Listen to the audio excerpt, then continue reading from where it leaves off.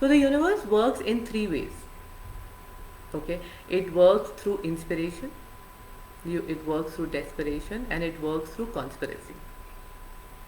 So a lot of you would have, somewhere you would have come to, you heard of these three terms, and I'm going to explain to you what really does it mean today. You know, so life would be super simple for all of you listening today if you just, listen to your inner calling or that intuitive voice. You know, the universe inspires you, by giving you these intuitive voices and it inspires you to, take the decision, walk in that path that you're meant to walk. And all that you need to do is take the decision based on that, and then use your rational, and then just implement them in your ground reality.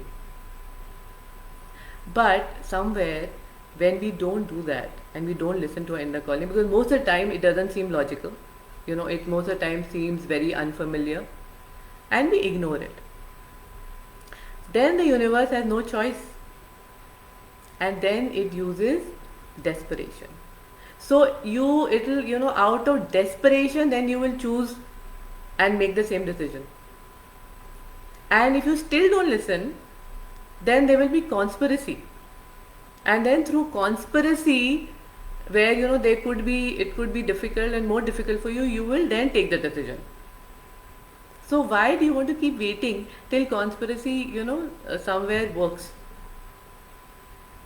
I'll give you a very interesting example of understanding this metaphorically, between what is inspiration, desperation. So now just imagine you are in a room, okay, and there are 10 doors to it. So you go to a room which has 10 to 15 doors, and somewhere your inner calling tells you that this is the door.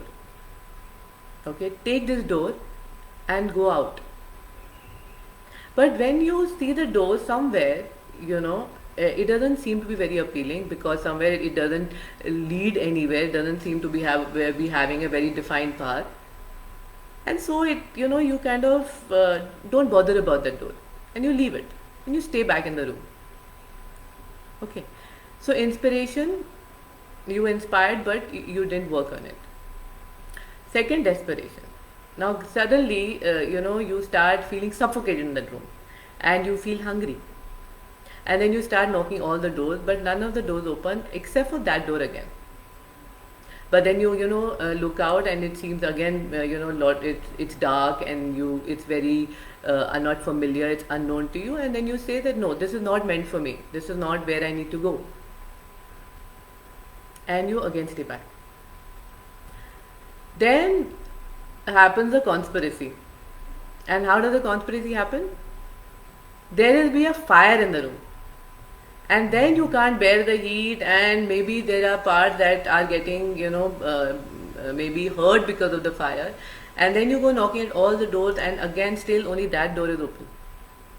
And then it doesn't matter whether it is dark, whether it is unknown, you need to save yourself, and so you just kind of take that, you open the door and out you go. Right? So this is what happens in our life actually. You have been inspired to take a decision which is meant for you, which is meant for the, in alignment with that larger plan. And when we don't take a decision based on that larger plan and that larger alignment, then there is desperation and there is conspiracy.